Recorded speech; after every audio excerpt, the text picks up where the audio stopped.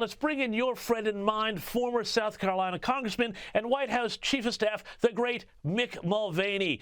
Mick, we have been speaking a lot here about Pennsylvania and that debate between John Fetterman and Dr. Oz. Here was, though, Chuck Schumer caught on a hot mic talking about it with Joe Biden. Looks like the debate didn't hurt us as much in Pennsylvania as it today, so that's good.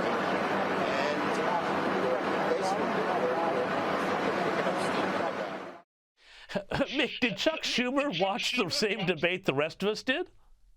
Yeah, hey, James, it's great to see you again. Keep in mind a couple of things. First of all, I think you cut off the beginning of that where I actually said, and we got really behind in this other race. And the fact that he's admitting to the president they're behind in any races is kind of surprising. My guess is they're just telling Biden what he needs to hear. Biden is really not engaged. He's trying really hard, but as you've shown previously on this show, he's not the intellectual leader of this party right now. So I think they're just trying to tell him what they need to hear. They got pummeled in Pennsylvania. They know it. The Democrat talking points of the Democrat class here in Washington, D.C., where I am now, are just apoplectic about the fact that the debate even took place in Pennsylvania. Keep in mind, it's even worse than you folks showed in your clip during the debate. Fetterman has to have a machine that will transcribe audio questions into writing so he can read it because he can't process audio questions. So it's much worse than they're letting on, and certainly much worse than Schumer told the president. And I mean, talking about that disengagement of Joe Biden, he's barely been seen in this campaign, but now I understand they're wheeling the president out in deeply Democrat areas like New York and New Jersey that should not be contested ground at all. Is that correct?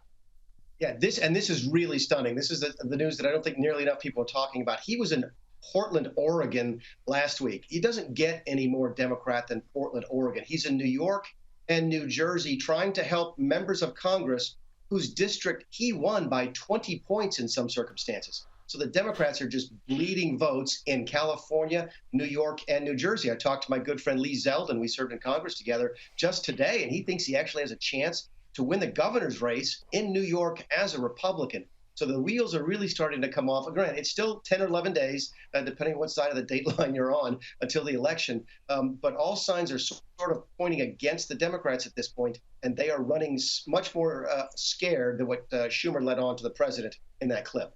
And I mean, they've been keeping him in hiding, and I just have to wonder if it has anything to do with blunders like this one he recently made. We've got news that Rashid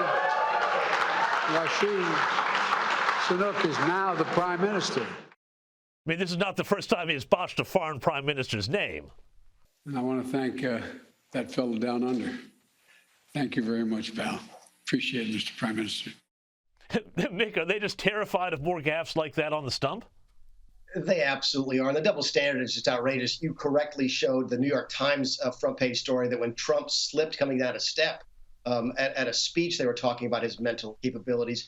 He couldn't remember the last name of the CEO of the Apple Corporation. He goes, Tim from Apple, and they used that as evidence that he might be unfit mentally to serve. So the double standard is outrageous. But no, Joe Biden was famous for gaffes and misspeeches, even when he was completely in his right mind, and it's just gotten a lot worse. So I'm surprised they've got him out at all. But the fact they have him out in heavily Democrat areas tells you that they are desperate here as we go into the last fortnight of the campaign.